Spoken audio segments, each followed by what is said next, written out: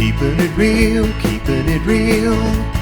Keeping it real, keeping it real. Keeping it real with Reverend Laura. What if the question is the answer? Yeah, can you imagine?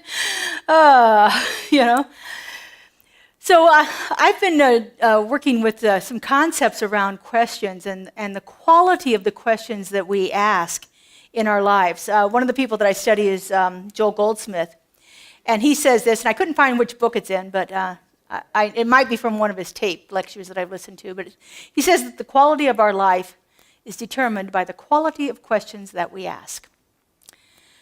So we ask questions from the state of consciousness that we are in the moment, in the situation. And so how many of you have ever asked a question like, why is this happening to me?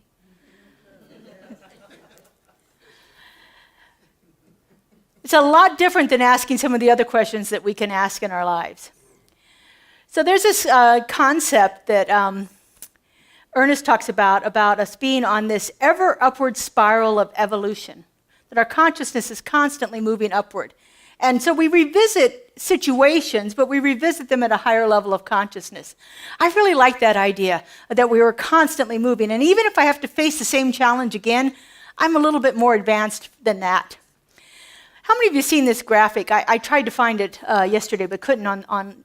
But I've seen it on Facebook a lot of times, where it's one person's path of spiritual evolution, and it's going just like this, perfectly, right?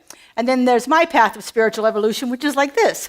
That's what I think of spiritual evolution as. It's not this perfect spiral where we always are moving upward. I think of it more as 2 steps forward and 1 step back.